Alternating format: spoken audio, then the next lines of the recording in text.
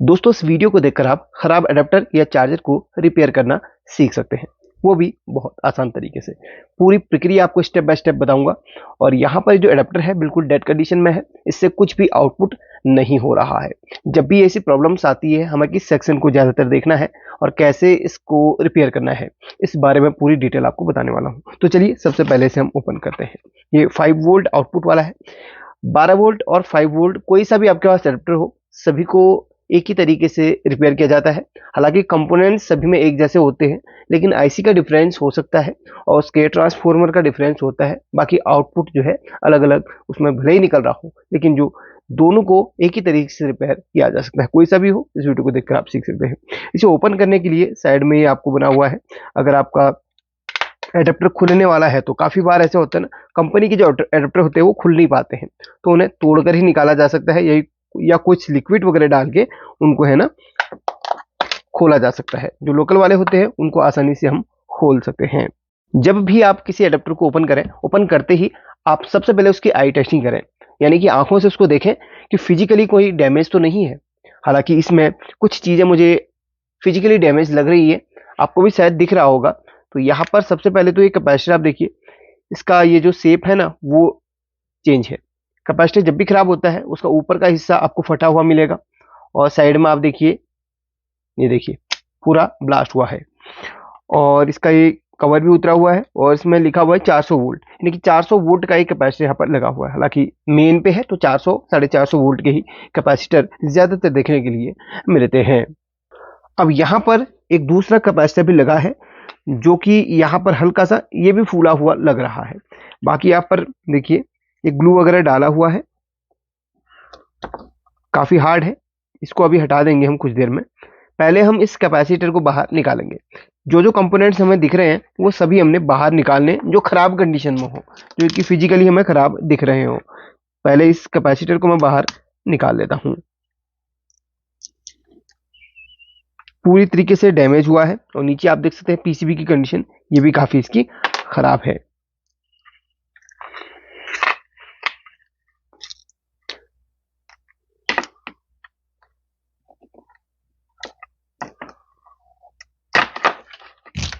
तो यहाँ पर सबसे पहले तो मैं इसको क्लीन करता हूँ। ये देखिए काफ़ी सारा है ना इसमें, देखिए ग्लू वगैरह लगा हुआ है ताकि इसके कंपोनेंट कोई खोल ना पाए। काफ़ी बार क्या करते हैं कंपनी वाले, बहुत सारा इसमें तो हल्का सा ग्लू भरा हुआ है, लेकिन बहुत कंपनी वाले बहुत सारा इसमें ग्लू भर देते हैं ताकि ये जो चीज़ है उसको कोई रिपेयर ना कर पाए।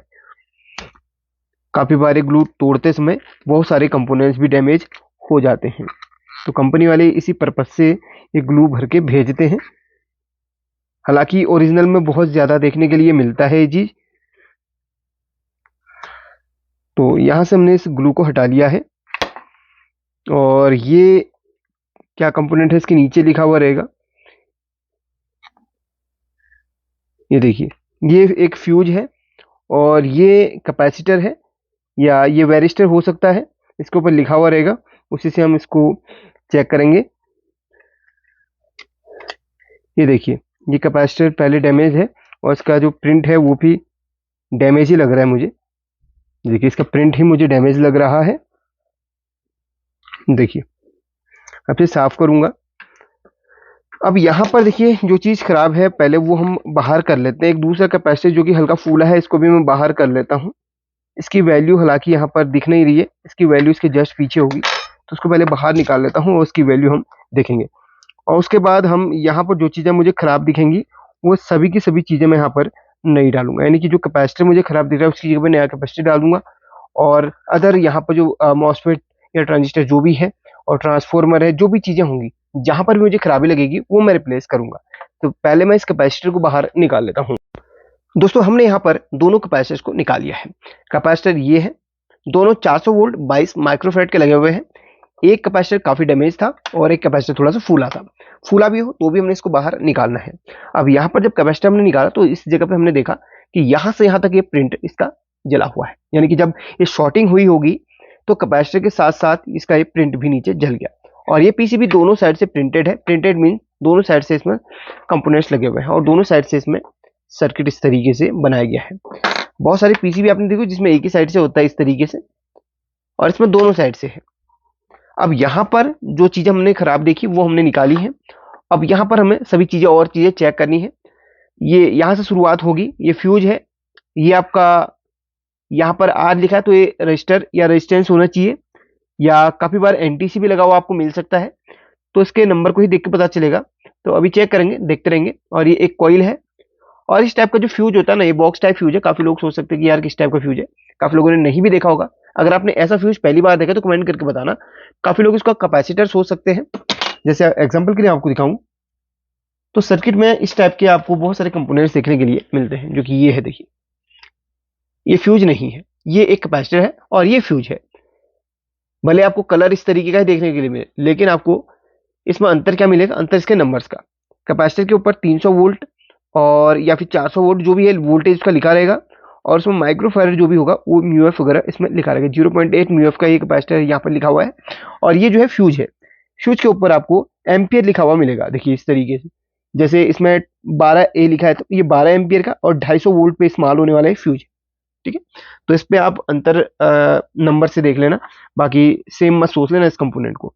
और नीचे सर्किट में लिखा हुआ देख लेना, अगर फ्यूज जो होगा उसकी जगह पे एफ लिखा हुआ मिलेगा और रजिस्टर की जगह पे आर लिखा हुआ मिलेगा, तो ये रजिस्टर, यहाँ पर रजिस्टर या आपका RTA। तो यहाँ पर एक एनटीसी ही है ये लगा हुआ, फ्यूज एनटीसी। और एनटीसी भी आपका फ्यूज की ही तरह सीरीज में लगता है। ये टेम्परेचर, ये इसको आप थर्मोस्टेट मान के चलिए, ये टेम्परेचर पे काम करता है कंपोनेंट। और ये एक कॉइल है, इसके बाद कैपेसिटर फिर से लगा हुआ है, यानी कि डबल कैपेसिटर इसमें दिए गए हैं पैरेलल पे, जो कि एक्स्ट्रा फिल्ट्रेशन के लिए लगा हुआ है। इसके बाद हमारे जो वोल्टेज है वो आपका मॉसफेट या ट्रांजिस्टर में जाता है। अभी मॉसफेट है या ट्रांजिस्टर, इसको खोल के पता चलेगा इसका नंबर देख के। हालांकि मॉसफेट ही ज्यादातर देखने की मिलता है ज्यादा एम्पियर के चार्जर में, तो ये ट्रांजिस्टर या मॉसफेट है। और इसके बाद हमारा जो वोल्टेज यहाँ, इसको इसके बाद स्विचिंग करके स्विचिंग करता है और इसको सिग्नल देता है, और ये फिर स्टेप डाउन करके आउटपुट, ये सेकेंडरी सेक्शन में। इसके दो सेक्शन होते हैं, एक प्राइमरी एक सेकेंडरी। प्राइमरी सेक्शन ये कहलाता है, ये देखिए, ये जो मेन है ये प्राइमरी सेक्शन है, और ये इसका सेकेंडरी सेक्शन है।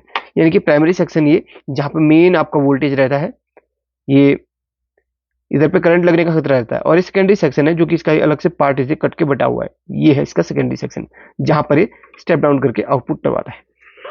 इसकी लंबी प्रोसेस है, हालांकि मैंने आपको थोड़ा थोड़ा हिंट दे दिया है। अब हम चेक करेंगे इसमें फ्यूज को, और यहाँ पर जो ट्रैक कटा है उसको तो बाद में हम पूरा करेंगे। उससे पहले हम कंपोनेंट्स को देख लेते हैं जो प्राइमरी में लगे हुए हैं। सभी कंपोनेंट्स को चेक करने के लिए यहाँ पर बजर मोड में रखा जाता है या डायोड मोड में रखा जाता है। सबसे पहले हम फ्यूज को चेक करेंगे। अगर आपने ये फ्यूज पहली बार देखा तो कमेंट करके जरूर बताना, इसको फ्यूज कहते हैं। ठीक है, इसको आप कैपेसिटर में समझिए, क्योंकि कैपेसिटर बहुत सारे ऐसे इस टाइप के भी होते हैं। फ्यूज बिल्कुल सही है, डन।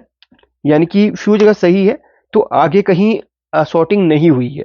अगर आईसी वगैरह की शॉर्टिंग होती तो फ्यूज डेफिनेटली उड़ता ही उड़ता है। फ्यूज के बगल में ये कंपोनेंट लगा है, इसको भी हम चेक करते हैं। ये भी बिल्कुल सही कंडीशन में है, 10 यहाँ पर दिखा रहा है। तो एनटीसी जहां पर 10D की है, 10D की एनटीसी इसमें लगी हुई है। और इसके बाद ये कॉइल है, कॉइल भी बिल्कुल वैसा ही बिहेव करेगी, बिल्कुल। फ्यूज, एनटीसी, कॉइल, ये सब कंटिन्यूटी बीप में बिल्कुल इस तरीके से बीप मारेगी। अगर नहीं मारती है तो हमारी खराब होती है, कॉइल हो, फ्यूज हो, एनटीसी हो। ये चीज आप जरूर ध्यान रखना। अगर इस टाइप का फ्यूज अगर खराब होता तो इसकी जगह हम एक फ्यूजेबल रेजिस्टर लगा सकते थे 10 ओम्स का, जो कि अलग फ्यूज के लिए लगा हुआ रहता है, काफी बारी मिलता नहीं है। इसके बाद हम मेन मेन चीज़ों को चेक करेंगे, जैसे मॉसफेट है और ट्रांसफार्मर की प्राइमरी लेग्स हैं, इनको हम चेक करेंगे। मॉसफेट की 3 लेग हम चेक करेंगे, शॉर्टिंग तो नहीं है, इस बात का ध्यान रखेंगे। हालांकि इसमें शॉर्टिंग नहीं हुई है मॉसफेट में। मॉसफेट में शॉर्टिंग होती तो हमारे ये शॉर्ट बताता बिल्कुल मॉसफेट। और आईसी में भी एक बार चेक कर लेते हैं, मोटा मोटी हम चेक कर लेते हैं, इसके अगल बगल के कैपेसिटर को चेक कर लेते हैं। आईसी में कोई शॉर्टिंग नहीं हुई है। और ये डायोड जरूर चेक करेंगे, जिसमें लगा हुआ है रेक्टिफायर। किसी किसी में आपको 4 डायोड मिल जाएंगे, किसी किसी में आपको ये रेक्टिफायर मिलेगा। रेक्टिफायर, इसके अंदर 4 डायोड होती है। अब सिंपली यहाँ पर इस तरीके का डायोड इसलिए लगाया जाता है क्योंकि यहाँ पर ज्यादा स्पेस नहीं लेता है एसी, और ये डीसी निकालने का काम करता है, एसी को डीसी बनाने का काम करता है। इसमें भी कहीं पर भी शॉर्टिंग नहीं है। तो डायोड हमारा ठीक है, सारे कंपोनेंट्स लगभग जो हमने बेसिक बेसिक देखने हैं वो हमारे बिल्कुल सही है। अब यहाँ पर देखिए कुछ रस्टिंग काफ़ी हुई है, ट्रांसफॉर्मर के लेग मिल रही है, तो उनको भी हम चेक कर ले। पहले प्राइमरी की लेग चेक करेंगे हम ट्रांसफॉर्मर की, सही है।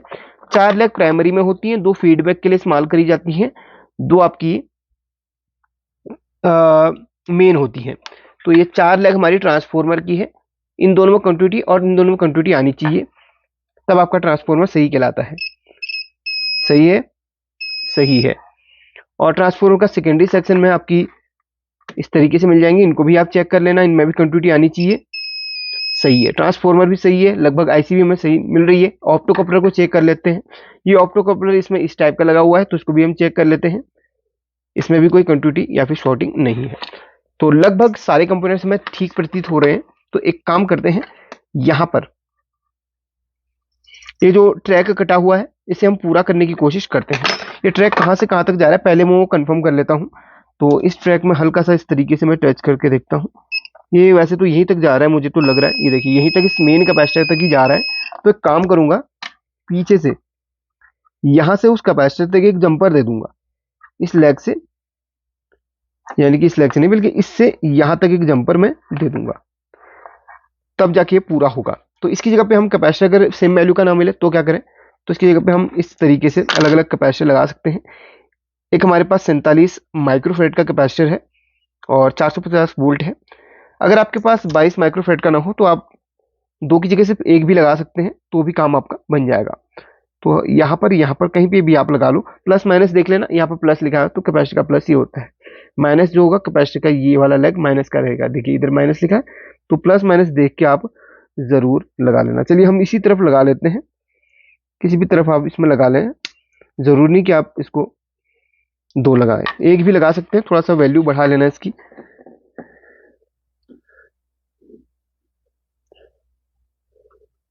शॉर्टिंग जरूर चेक कर लेना जब भी आप इस तरीके से करते हैं। काफी बार है ना मोसफेट भी खराब निकलती है, काफी बार आईसी खराब निकलती है, तो इस तरीके से जब शॉर्टिंग होती है तो चेक जरूर कर लेना।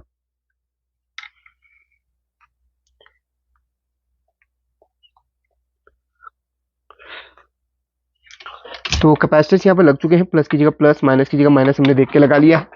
अब हाँ, एक छोटी सी वायर हमने लेनी है और उस वायर को हमने यहाँ पर ही देखिए इस कैपेसिटर के नेगेटिव से जंप करना है और इस कैपेसिटर के नेगेटिव तक, क्योंकि वो ट्रैक हमारा गल चुका है तो उसको हमने पूरा करना है किसी भी तरीके से। एक वायर हमें मिल चुकी है, चलिए देख लेते हैं। सबसे पहले यहाँ से हमने उसको जंपर करना है यहाँ तक,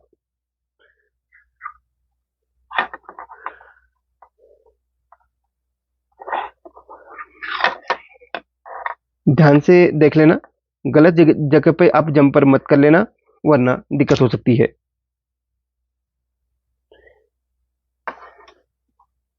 शॉर्ट सर्किट हो सकता है वरना। तो यहाँ पर हमने जंपर कर लिए है, ये देखिए, क्योंकि ये ट्रैक हमारा गला हुआ था।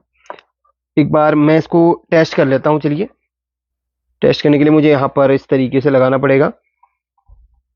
चलिए थोड़ा सा ब्राइटनेस बढ़ा देता हूँ, इसको लगा लिया है और एक बार इसको ऑन करके देख लेता हूँ। ऑन कर लिया है और एक बार मैं यहाँ पर इसमें वोल्टेज चेक करूंगा।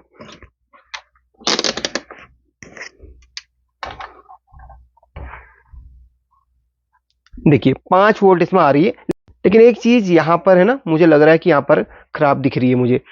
इसकी जो एलईडी है वो नहीं जल रही है, क्योंकि एलईडी भी मुझे लगता है कि यहाँ पर खराब हो चुकी है, लेकिन वोल्टेज अभी प्रॉपर दे रहा है। देखो वोल्टेज बिल्कुल प्रॉपर दे रहा है। इससे हम लोड कुछ चला के देखते हैं, इसमें लोड देके हम देखते हैं कि क्या वो उस लोड को वो चला पाता है कि नहीं। कुछ इसमें चला के देखेंगे हम। एक एलईडी हमने ले लिया है छोटा सा, जो कि काफी पावरफुल है, तो ठीक है, काफी सही तरीके से लोड ले पा रहा है, यानी कि कोई भी दिक्कत नहीं है इसमें। अब वोल्टेज हम चेक करेंगे, वोल्टेज ड्रॉप कितनी हो रही है, यानी कि है तो वैसे ज़्यादा एम्पीयर का चार्जर अपना ये अडेप्टर, फिर भी हम चेक जरूर करेंगे कि ये इतनी एलईडी में ड्रॉप कितना कर रहा है। एक सेकेंड, देखिए बिल्कुल भी ड्रॉप नहीं कर रहा है। 5 वोल्ट है तो 5 वोल्ट है, बिल्कुल भी ड्रॉप नहीं कर रहा। आउटपुट में कोई प्रॉब्लम नहीं है अभी। देखो इसको हटाता हूं, मात्र 1 वोल्ट ड्रॉप कर रहा है। देखो 5.1 था 5.0, यानी कि बिल्कुल एक्यूरेट ये काम कर रहा है। अब इसमें कोई भी दिक्कत नहीं है। और ये वही एडाप्टर या चार्जर है, ठीक है, जिसको अभी हमने चेक किया था। आप ये मत सोच लेना कि उधर लगा लिया तो आप किसी और चीज़ को चेक कर रहे हैं। तो ये देखो अभी आपके सामने क्लियरली है, ये वोल्टेज दे रहा है। और ये देखिए ये वायर पकड़ी है मैंने, इस वायर को मैं इस तरीके से फॉलो करवाता हूँ। देखिए इस तरीके से फॉलो करवाता हूँ। ये वायर कहाँ पे जा रही है आप खुद देखो, उसी से कनेक्टेड है, ठीक है, उसी से ये कनेक्टेड है। जो लोग पहली बार विजिट कर रहे हैं वो लोग साफ चीज़ देखना पसंद करते हैं। काफ़ी लोग शक भी करते हैं काम पे। मैंने आपको बोलिए इसमें एलईडी काम नहीं कर रही, क्योंकि इसमें एलईडी हमारी ये हो सकता है फूकी हुई हो। इसमें पहले मैं इसको थोड़ा सा शॉर्ट कर लेता हूँ। ये चार्ज हो गया होगा, ये देखिए। तो ये एलईडी जंग भी लगा हुआ है इसमें, तो इस एलईडी को हम चेंज कर ले। ये देखिए खराब नहीं, बल्कि इसके अंदर की जो रजिस्टर है वो मुझे लग रहा है कि गली हुई है। ये देख लो, बिल्कुल ये फुका हुआ ही है। देख लो, ये देख लो आप। इसको चला के देख लेता हूँ, अगर एलईडी सही रहेगी तो काम करेगी, वरना ये नहीं करेगी। बाकी क्लियरली आपको मैंने बता दिया बिल्कुल अच्छी तरीके से। स्टेप बाय स्टेप आपने सभी चीज़ें चेक करनी है। कोई भी चीज़ खराब होती है उसको आपने रिप्लेस कर लेना है।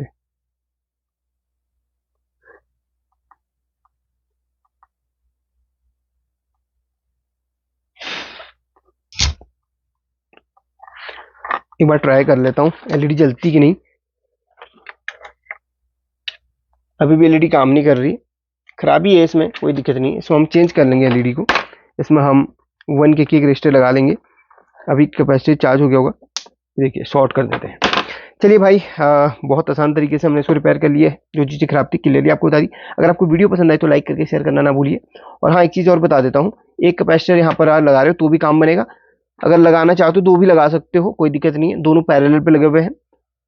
22-22 के यहाँ पर 2 लगे हुए हैं। 22-22 का न लगाने की बजाय आप एक लगा सकते हो 47 माइक्रोफेट का, उससे भी काम आपका बन जाएगा। चलिए भाई, वीडियो को लाइक कीजिए और एक प्यास कमेंट अवश्य कीजिए हमारी वीडियो के लिए।